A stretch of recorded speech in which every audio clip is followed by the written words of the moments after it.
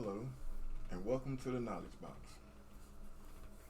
Today we're going to start off by going ahead and letting our sponsor speak, Corner Marketing. For all you small business owners and entrepreneurs having marketing woes, contact Corner Marketing at www.cornermarketing.com to book your free 15-minute consultation to get Corner Marketing working for you. Now today, we actually have a great treat today for all of y'all. We have George Johnson of the, I'm going to let you say it. Go ahead and name your team, sir. What's the name of the team you play for? Alabama Chargers, man. We in here. We ready. It's becoming playoff time. The season finna end. We got 2 games left. We about our business. There you go. We have George Johnson in here today. And we're going to actually let y'all meet him. Because a lot of y'all may know him as J O Heataman. But today y'all are going to meet George Johnson. All right. So let's get started. You are a true Birmingham native. Yeah, no doubt. I got a chance to look over your bio, and you really did embrace the whole city growing up. Yes, sir. Yes, sir. I can understand that. So, who were your main influences growing up? Well, I mean, my biggest, it had to be my father, man. Like, big ups to my dad, man. He been there throughout our whole life. Like, he never gave up. He never stepped out for a second. You know what I'm saying? And I respect him to the fullest for that. That'll never change. So he really was my biggest influence. But I had little off influences too. For as sports wise, music wise, or whatever. And some of those were people like Lil Wayne. Let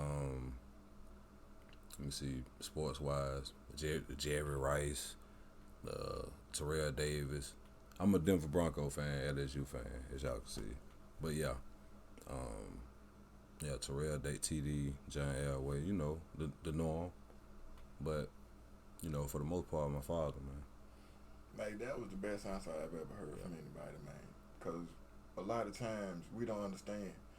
The fathers have been taken from us since like the mid-'60s to late 60s. They've been taking our fathers out the homes anyway. Right. So for our parents to have fought to be able to be together to give us that example, like that's huge for us. Like, we don't get to really see that a lot. That's right. So I'm really glad to hear that. Like, that really warms my heart for real. Cause I grew up with my dad in my home too. You know what I'm saying? So I got to see a mother and father together doing their thing. Through the goods, the bads, the ups, the downs. That's right. That's right. You get to really see all that when you got an example in front of you. That's right. Cause it was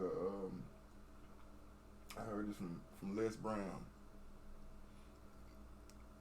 Before 1954, then nobody believed you could run a mile in less than 4 minutes. One man did it in 1954, and since then it's been like 20,000 plus people do it. But it took that one man in the beginning to take off. That's right. Yeah. People have to see an example. That's right. So that's real good to see that example. You know what I'm saying? I'm glad. Yes, a lot of people ain't had that, man. A lot of people ain't had that. I'm just grateful and fortunate that I did. Man. So, I also saw on your bio you the youngest of 3. Yeah, man. I got 2 older brothers. I'm the youngest. Me and the middle son, we only like a year and 2 months and like 15 days apart. But then I got an older brother. He like 5 years older than me. But yeah, I learned at a young age what and what not to do just behind them, especially behind my older brother. Now, my other brother, not as much because he wasn't as bad as we were per se. Right. But yeah, I learned a lot. You know what I'm saying? Man, it be the ones. Hey, those the days though, man. It was fun growing up, man. I had the 90s growing up was totally different than now growing up. You know what I'm saying? We knew how to have fun. Yeah. Like, yeah. Like nowadays, man, it's behind the computer screen, behind the monitor, behind something, man. That fresh air back then. That's right. We were forced to go outside. We can't sit in here and do nothing. No. The only time we stayed in the house was when my brother double tape sided recorded our music with the microphone hanging from the ceiling, all of that. Yeah. All of that. Man, you know what? We're going to put a pin in that because we're going to come back to that right there. I like that one right there. Yes, sir. Man, I know how that is. I got 2 older brothers myself. So trust me, I understand. Because as a matter of fact, I was going to ask you, because I saw in the bio, because your family left Birmingham. Mm-hmm. And while you were gone, you were able to keep yourself active in other activities. Right. And you and your brothers found a way to stay busy while y'all were living in Florida. Right. So, to come back to that double-sided tape we was talking about earlier that you just brought up. Yeah, that's where, I mean, you know, we as Jits growing up, man, before we moved to Tampa, you know, we used to do our little freestyles or whatever, but it wasn't nothing serious. But when we got down now, it's more opportunity. So when we got down now, that's why I also recorded my first song in the actual recording studio too. We really got into it, man. Like, it's active. It's always something to do every day in Tampa, Florida. In Florida, period. But in Tampa, Florida, it's always something to do. So we got into the music thing, and man, I'm talking about even though it was tape recorded and everybody loved it. Well, you gotta think about it. Back then, that's all we had. That was top notch. Yeah, almost. You know what I'm saying? So yeah, but everybody loved it, man. I'm talking about. We ended almost every talent show. We had one of our teachers from our middle school. She even put towards the effort to helping us. You remember Sammy? Yeah. Sammy used to go to our middle school. So, and this teacher who I'm talking, shout out to Miss Ferriton. This teacher who I'm talking about, Miss Ferriton, she helped Sammy with his startup. So yeah, she was helping us out and helping us in the talent shows, and we killing it. Man. Killing it. And yeah, we ended up moving back. We stayed under 5 years. We was in a real big talent search, right to the point where we moved back to Birmingham, and that kind of threw things off track because we had to drive back down for the very last show. We made it to the top. Mm-hmm. Very last show we had to drive back down now, and we missed out on the show. It was just a split second late. Yeah. See, that's what, man. But yeah, I mean, it was a great opportunity though. I enjoyed all of it, man. All of it. See, now that's an experience. Yeah. And a lot of people, I try and tell people all the time, man, if you have not left the 205, you need to leave the 205. Get out. You have to leave the 205. Get out. Even if I'm not talking about a weekend drive over to Atlanta. No. I'm not you still in 205, baby. Still in 205. All Birmingham and Atlanta is like, Atlanta's like the big brother of the 205. Right. That's all it is. Right. Because all you're doing is the same things over there you would do over here. You're just doing it on a bigger scale. Right. I mean, real talk. You go over there and get you a suite over there because you higher up, but you'll get you a top floor suite over here at the Western. Right. You know what I'm saying? But it just feel different because of where you at. Right. So I'm saying, really go somewhere, man. Yeah. Like, go out to Cali. Go like, man, Florida. Florida's a different place, bro. Beautiful. It's beautiful. Like, I'm talking about in every way, Florida really is a different environment, bro. Like, their laws down there are different. The way people carry themselves down there are different. Yeah. Like, different nationalities. It's a melting pot down there, man. Yeah. That's right. Like, right outside of Tampa is a place called Ybor City. Oh, yeah, I know it. Downtown. My oldest brother used to work downtown, matter of fact, Ybor City. Man, see, that's what I'm saying, bro. If people in Birmingham ever got a chance to have a place like Ybor City, that's like the strip down in Tuscaloosa but it's like I'm 10 gonna times be honest better. with you. Ybor City is honestly just like what's that in New Orleans? It's just a very smaller version. That's all. It's called. They used to have a thing down there every year called the Gasparilla. Mm-hmm. It's the same thing with the beads, flashing, all of that. Same exact thing. And the setup almost looked just like Bourbon Street. You know what I'm saying? That's what I'm saying, man. Yeah, Ybor City. Ybor City was active.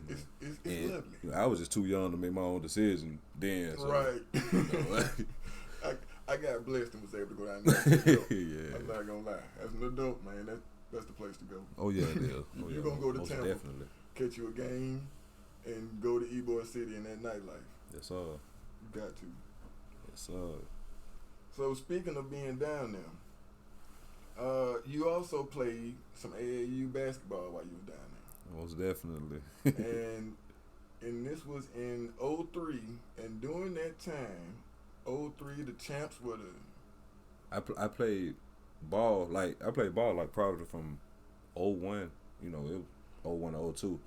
'03 was that's when the champs. That's when you Yeah. right. That's why I'm Yeah. so you got in '03, you got a chance to actually meet the Tampa Bay Buccaneers, who were the champs at the time. Yes, sir. So was that like just a moment for you, or did that like kind of ignite to what you're doing right now? Was that like the seed, or was that just a moment in a child's life? Well, then it was just a moment in my life, you know, because in between then and now, you know, I've been through a lot of stuff. It's a lot of phases that done, you know, but at the end though, it was just a moment. But now, I mean, knowing that I can do this still at the age I am now,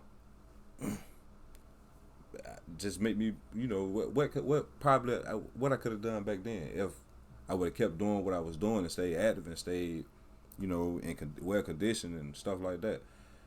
I probably could have been somewhere, you know what I'm saying? But that was a big influence then. I just ain't look at it like that. I didn't even have that mindset to look at it like that as I do now. Because you was already had dedicated yourself to the AAU ball. Anyway. Right, that's one thing. But, you know, football was always my love. My favorite sport in the world. I love football. But I was so deep in, like, I'm an athlete. Right. Period. I ran track. I played hockey. Yes, I did. Roller hockey. I'm finna tell you something. A lot of people don't know our history. We invented hockey, man. We invented hockey in Canada. So, it's a book out called Black Ice. I really think people should read it. Black Ice. Yeah, we invented hockey. Like, we gave them that sport. And then over time, because a lot of us got tired of being cold so long, we just moved from That's right. You know how we is. We is not. We are a tropical people, man. That's right. That's right. So I mean, it's nothing. That's why I'm getting to. We are athletes. Athletes. So at that time, you were just like, I'm playing a sport. Oh yeah, I gotta try it out. I Right. gotta try it out. I know how to rollerblade like crazy, man. At least I used to, like crazy. And so why not play roller hockey? Yeah, let's do it. Yeah, do something different. Do something that. And actually learned it and knew how to play it. Like I wasn't just out there, knew how to play it. Yeah, I ain't gonna lie, great man, experience. I always wanted to play rugby. I was actually gonna start a rugby team. Rugby. Man, That's a sport I never played. I wanted to. Man, I had a partner. I was going to Fisk University, and there was a partner of mine from California. He was like, Howard has a rugby team. We can get a rugby team. I mean, it would have been like Right. the first two or Right. three HBCUs with a rugby team. Like, we went through the whole personnel, everything. We just couldn't get enough people to play. Yeah, that's the problem. You say rugby, people look at it like like Bro, it's football lame. without pads. I'm not going to. You taking people out for real. Right, for real. If they knew, only if they knew. Yeah, that's that football. Yeah, it is. But like, how does it feel now to be able to get a chance to play football? To feel like that you actually fulfilling that feeling of doing what you wanted to do. It feel great. It really feel great. Like I said, man, I'm 34 years old, man. Man, look, I haven't been conditioning myself for the last 18 to 20 years. No, I haven't. I have been this past year, but it's great. I feel great. I love doing it. Like I said, I'm back at it. So, and then my kids can see me. So that's an extra, but that's a bonus. Yeah. You know what I'm saying? It feel good, man. Knowing I can still I can hang with, because I'm out there with 21-year-olds, even 18-year-olds, 21-year-olds. I'm probably the oldest person on the field every game we play. But you out there. But I'm out there, and ain't too many can stay in front of me. I play receiver. Right. Ain't too many young cats can stay in front of me. So that should tell you something. You know what I'm saying? Like, exactly. Yeah, I'm still getting it. I still got a lot more to to learn and pick up on. But I'm there. Believe that I'm there. Shout out to all my coaching staff too, man. Coach Josh Montgomery, he the head coach, man, and my coach Terry Mason. I appreciate y'all for the opportunity, man, for real. All my brothers, my teammates, appreciate all y'all, for real. Great organization, great teammates, and we doing things.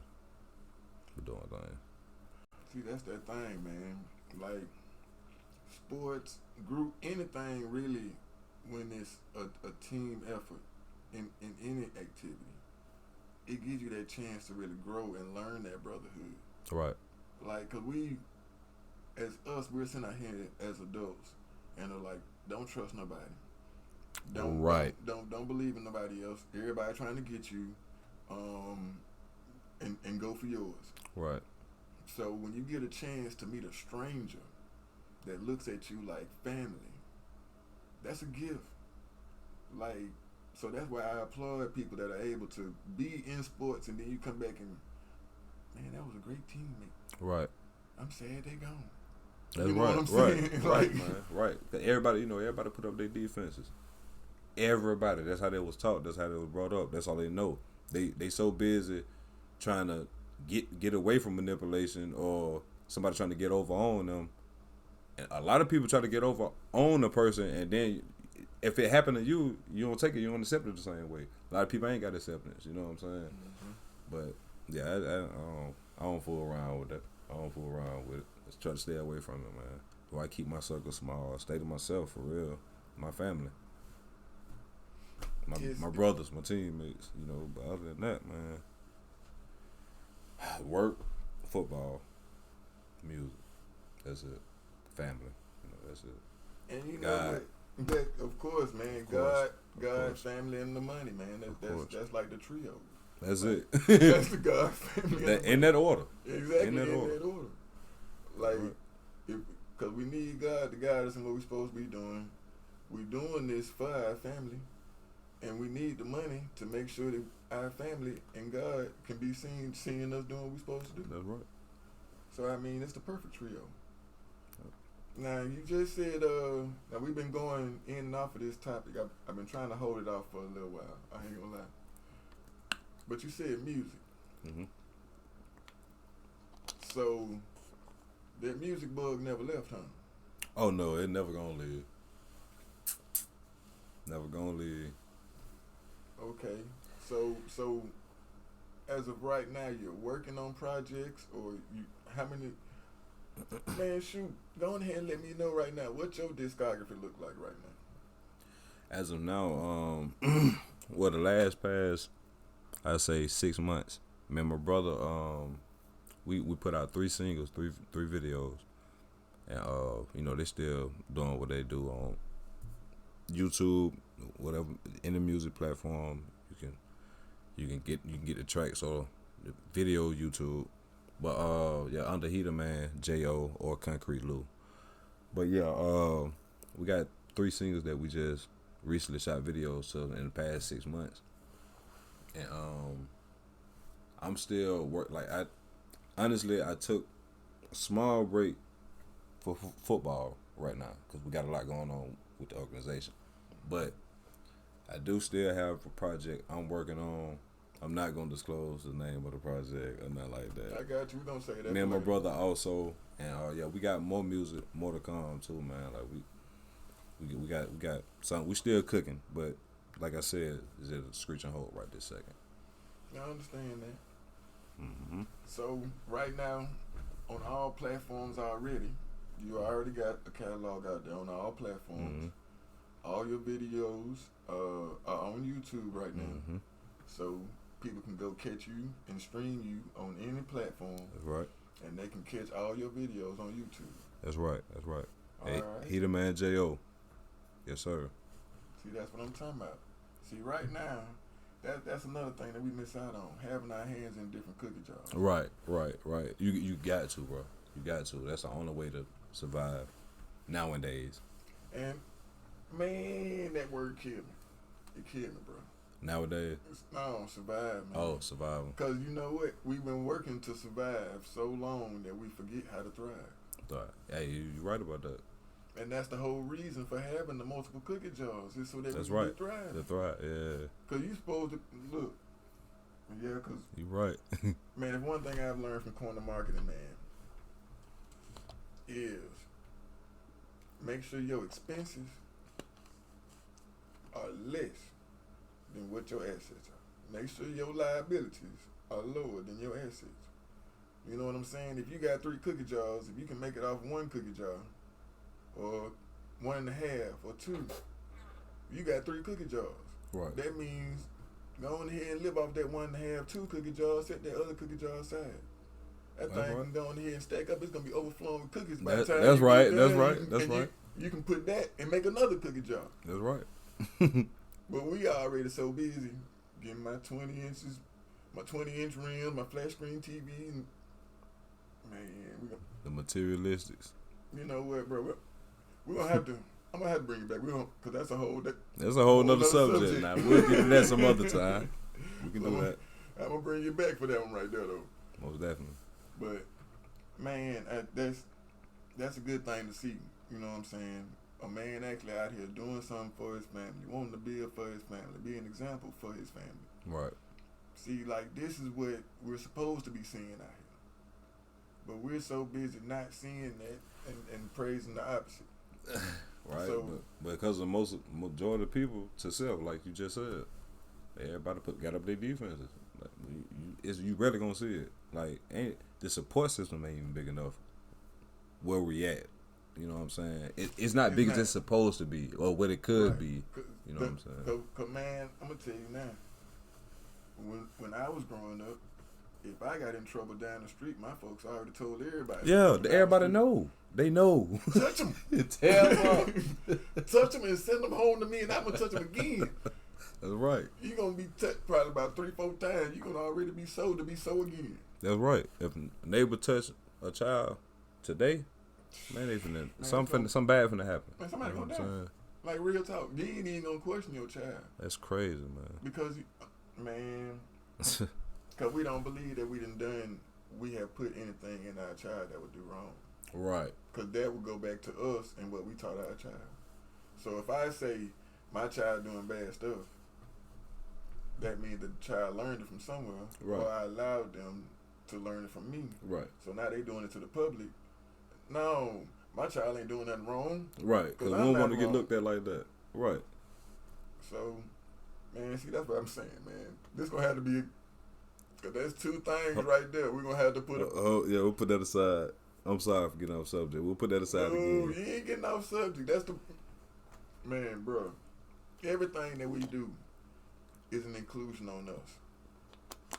Like, it really is true. Every single one of us is a representation of all of us, man. Hey, you just spoke something here, man. Like, if one of us goes to Hoover, you spoke something, and commit a robbery, guess what? All of us look bad. All of us committed the robbery. You know, I used to tell folks, like, with all the police shootings and all that, when it first started happening and we started seeing it, I used to tell folks, like, because, you know, a lot of people don't care. Like, a lot of people look at the video and be like, oh, okay. Because it's not their household. There's not nobody close to them. But little do you know, it affect all of us. Yeah. Every person with this same skin tone, it affect all of us, man. It don't matter if it was in Chicago or Minnesota. It don't matter. No, because it's letting them know that person the same as you. Yeah. If they can do it to them, they can do it to you. They can do it to you. It can happen tomorrow. We don't know. You know what I'm saying? Again, if people don't do stuff until they see an example. So they keep seeing these examples of getting away with doing whatever you want to do, and you're not finna fight for them. Man, it's too late to do something if it happened to you. Man. So go and prepare for it now. Exactly. Go on ahead and what they say, take the roots out before that plant even much start growing. That's right. But now, man, it's society now. Man. Hey, I'm loving this right now. I'm loving this right now. We hitting some subjects right now. I'm loving this right now. Man, but talk about this all day. Man, we're gonna have us a train running down the tracks. They ain't gonna be able to keep up with it, man. I'm telling you. But what you're going through today, like the work you're putting in, I mean, 'cause like you said, you're working right now to make sure everything is being safe and secure and stable for your family. Mm-hmm. You're working on your dream right now of being able to do the football the way that you would like to. You're satisfying your passion with being able to take care of the music. Like, how do you feel like that's making you a better person, like a better father? I mean, the inspiration for one, and motivation. Cause my kids, you know, they gonna look up. They see what's going on. You know what I'm saying, and they can see me doing something good, being successful at it, or even just going forward. You know, just like with the sports, for instance. One of my daughters plays sports. I can tell she get it right from me. She is athletic as crazy. She played football, contact, with the boys. Damn.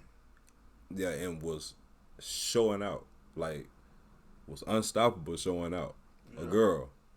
But yeah, this inspiration, man, motivation, and like I said, these are things I love to do, and I actually got a chance. I'm doing it. I'm getting a chance to do it. I just feel good about that. Man, because again, I'm 34, just jumping back into this football thing, just jumping back into it. Right. At this late age, you know what I'm saying? I don't know how many years I got left, but what I got left, because I got some juice left. What I got left, I'm going to leave it on the field. Man, I don't want, look. I'm going to leave it on the field. If Tom Brady 42. You hear me? I don't want to hear nothing. What I'm saying, Roethlisberger was 37. Peyton Manning 40.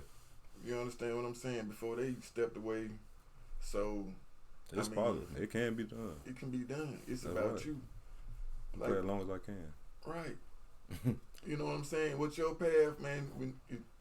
As long as your passion is satisfied, man, that's what be important. You understand what I'm saying? Right.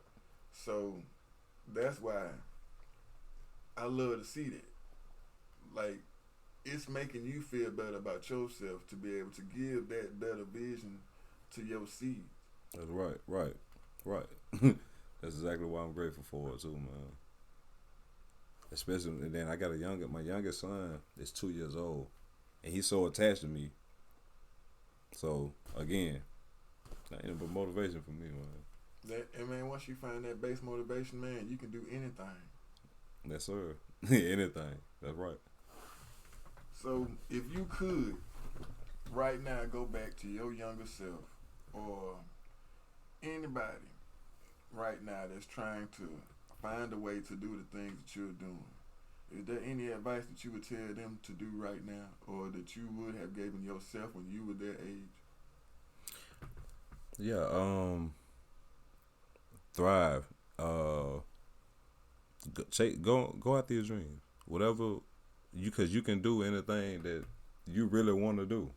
Just go after it. Just don't quit. Don't never give up. Don't quit, man. And you know, we're gonna come through all types of mazes and face all type of adversity in our life, but you got to be strong and overcome it.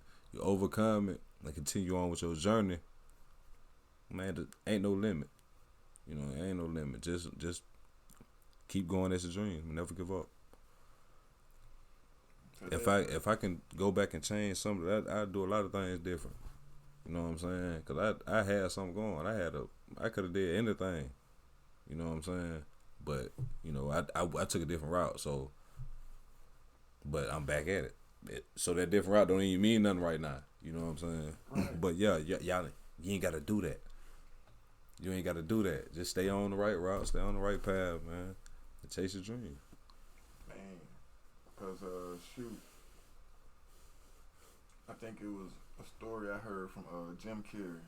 I know, man, I be catching stories from everywhere. He was like, his dad wanted to be, once he became famous, his dad was like, man, I wanted to be a comedian, but I had y'all. Mm-hmm. I had to make sure y'all were good. But Jim Carrey can remember growing up, you worked hard and then lost your job. So you worked hard and still failed. Right. So why not, if you're going to work hard, why not chase your dream? That's right. Prime example. Cause you like chasing your dream, you ain't gonna tell yourself no. You know what I'm saying? Anybody can tell you no or fire you. You ain't gonna fire yourself chasing your dream. You can always continue on that mission. Mm-hmm. And that's if you allow yourself. And keep you motivated. Because you know if this what you passionate about, man, as long as your fire hot, you gonna keep going. That's right. Man, I really appreciate you coming out here, man. I really appreciate you taking your time to let us meet you, George Johnson. Yes, sir. Everybody may know J.O., but we got to meet George today. That's right. So, and as we were saying during the conversation, we're going to have to end up doing this again, man. That's right. We got some other stuff we got to talk about. I appreciate you having me, man. I'm grateful. I really appreciate you having me, man. Man, thank you. We thank y'all for tuning in for another episode of The Knowledge Box. As y'all heard, there's going to be another part coming in. So if you want to catch it, you're going to have to subscribe, like, and then go on ahead and share this with some of y'all friends. Let them get introduced to George as well. Because honestly, y'all done seen the interview. This is a good man to know. Yes, sir. So thank y'all again. Catch y'all next time.